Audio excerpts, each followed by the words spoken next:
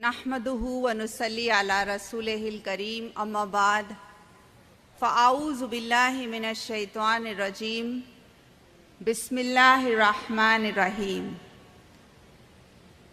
कु अनफुसकुम व अहलीकुम नारा बिस्मिल्लाहिर रहमानिर रहीम इन्नमा अम्वालुकुम व औलादुकुम फितना बिस्मिल्लाहिर रहमानिर रहीम रब्बिश्रह ली सदरी वयस्सिर ली अमरी वाहलुल उक़दतम मिन लिसानी यफ़क़हु क़ौली। मेरी बहुत ही मोहतरम डॉक्टर निखत साहिबा और मेरी प्यारी दीनी माओं, बहनों, बेटियों और बच्चियों, अस्सलामु अलैकुम व रहमतुल्लाहि व बरकातुहू। अल्हम्दुलिल्लाह अल्हम्दुलिल्लाह अल्हम्दुलिल्लाहि रब्बिल आलमीन।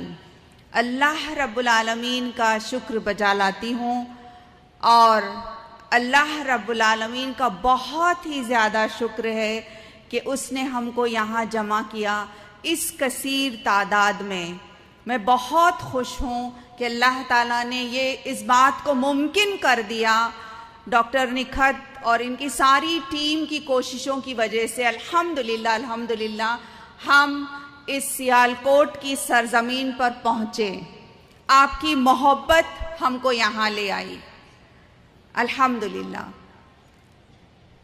अजीज बहनों, आज के मौजू का उन्वान है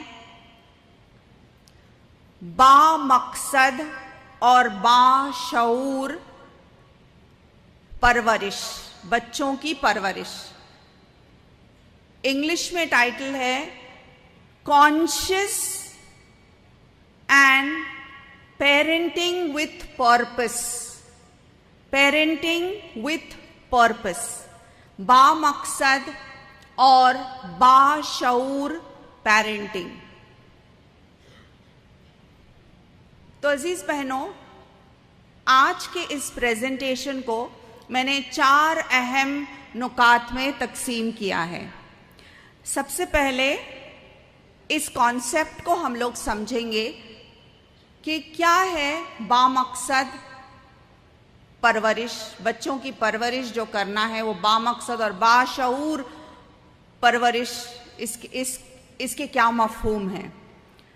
इसके बाद हम कुरान की रूह से ये देखेंगे कि कुरान में अल्लाह ताला बच्चों के बारे में क्या फरमाता है। दूसरी बात हम ये देखेंगे कि कुरान जो है वो 4 कॉम्बिनेशंस पेश करता है। कुरानिक एसेंस ऑफ पेरेंटिंग जिसको कहा जाएगा, थीम्स जो मौजू कुरान में बताया गया है, बाप और बेटे के जो कॉम्बिनेशंस है उस पर हम गौर व फिक्र करेंगे। तीसरा नुक्ता ये है कि हम चंद इस्लामी तारीख की चंद बेहतरीन और पुरअज़्म माओं का जिक्र करेंगे ताकि हम उनकी जिंदगियों से सबक हासिल करें।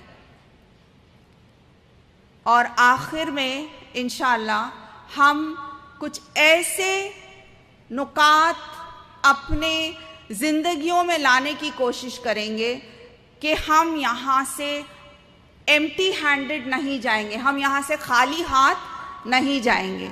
कुछ अज़्म करके उठेंगे, कुछ ऐसे रिफ्लेक्शंस, कुछ ऐसे रेजोल्यूशंस जो हम यहाँ से लेकर उठेंगे, क्योंकि हम यहाँ एक मकसद के तहत जमा हुए हैं।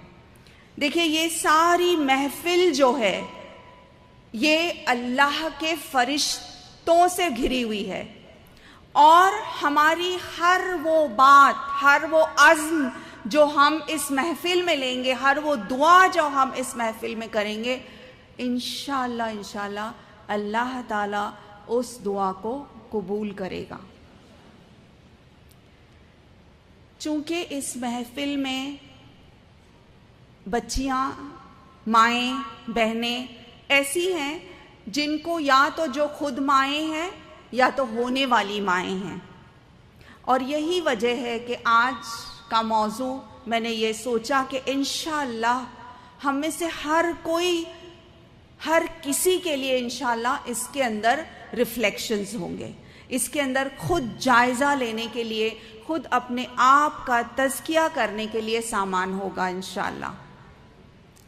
تو عزیز بہنوں، یہ کانسیپٹ جو ہے باشعور اور با مقصد بچوں کی پرورش کرنا، کانشیس پیرنٹنگ یا purposeful parenting, parenting with a purpose, اس کو سمجھنے کے لیے میں ایک مثال آپ کو دوں گی. کچھ سال پہلے ایک ڈاکیومنٹری نکلی تھی جس کا ٹائٹل تھا دا پاور آف سپلیکیشن، یعنی کہ دعاؤں کی قوت، دعاؤں کے اندر جو قوت ہوتی ہے، اس کے بارے میں نان مسلمز نے کچھ ریسرچ کی اور اس کو ایک ڈاکیومنٹری کے شکل میں شائع کیا. اس کا کیا نتیجہ تھا اور وہ ریسرچ کیا تھی؟ انہوں نے کیا کیا کہ انہوں نے 2 سیٹ آف پلانٹس لیے، پودوں کو 2 سیٹ آف پودے جو ہے بیج ڈالے اور ان کو اگایا گیا. پورا ایٹماسفیئر سب کچھ دونوں کا بالکل یکساں تھا. ان A set of plants اور B set of plants. Okay, A group plants کو اتنا ہی سورج، پانی، کھاد، سوئل سب کچھ ویسا ہی دیا گیا جیسے کہ B set of plants کو دیا گیا. اوکے، فرق صرف یہ تھا کہ A set of plants کے لیے بہت دعائیں کی گئی اور B set of plants کے لیے کوئی دعا نہیں کی گئی. A set of plants کے لیے پرٹیکولر دعائیں کی گئی کہ اس کے پھول ایسے ہوں، اس کے پھل ایسے ہوں. ایک ویژن جو ہے دیا گیا A set of plants کے لیے. B set of plants کو بس یوں ہی اگنے کے لیے، اس کی پرورش ہونے کے لیے چھوڑ دیا گیا. آپ کو کیا لگتا ہے عزیز بہنوں، نتیجہ کیا ہوا؟ یہ نان مسلمز یہ ریسرچ اور یہ ڈاکیومنٹری کی پوری ریسرچ کر رہے ہیں. ہمارا تو اعتقاد ہے اور ہم اللہ سے گہرا ربط اور تعلق قائم کرتے ہیں دعاؤں کے ذریعے، رائٹ؟ لیکن یہ تو نان مسلمز ہیں جو کہ المائٹی سے، جو کہ خالق اور مالک سے دعائیں کر رہے ہیں. تو نتیجہ کیا ہوا؟ A set of plants زیادہ بہتر ہوئے یا B set of plants زیادہ بہتر ہو؟ آپ کیا سمجھتی ہیں؟ بالکل ایسا ہی ہوا. A set of plants جو تھے وہ بہت زیادہ کوالٹی، ان کے پھل، ان کے پھول اور ہر شے جو تھی وہ بہت بہترین اور عمدہ ثابت ہوئی. اور B plants جو تھے وہ بالکل ادھورے سے وہ ہو گئے. تو عزیز بہنوں، پرورش جو ہے اسی طرح سے ہے. جب بچوں کو بس یوں ہی بڑھنے کے لیے چھوڑ دیا جاتا ہے، جب ان پہ توجہ نہیں دی جاتی ہے، ان کے لیے ایک پلان اور ایک مشن اگر نہیں ہے والدین کے ذہن میں، تو ایسے ہیں جیسے کہ B set of plants. لیکن وہ والدین جو بچوں کے لیے مقصد رکھتے ہیں، جو بچوں کے لیے ایک ویژن رکھتے ہیں، جن کے پاس ایک منصوبہ ہے کہ آج سے 20 سال بعد، 30 سال بعد یہ بچہ جس کو آج میں نے جنم دیا، یہ بچہ جب بڑا ہوگا تو یہ کیا ہوگا؟ کیا یہ معاشرے کے لیے ایک اچھا فرد ثابت ہوگا؟ کیا یہ ایک عذاب بنے گا معاشرے کے لیے؟ کیا یہ بچی جس کی پیدائش آج ہوئی ہے، یہ بچی جب بڑی ہوگی تو کیسی ہوگی؟ تو عزیز بہنوں، یہ ویژن جو ہے، یہ ایک مشن جو ہے، یہ ایک پرپس جو ہے، جب یہ ہوتا ہے تو اس کو کہا جاتا ہے با مقصد پرورش کرنا بچوں کی.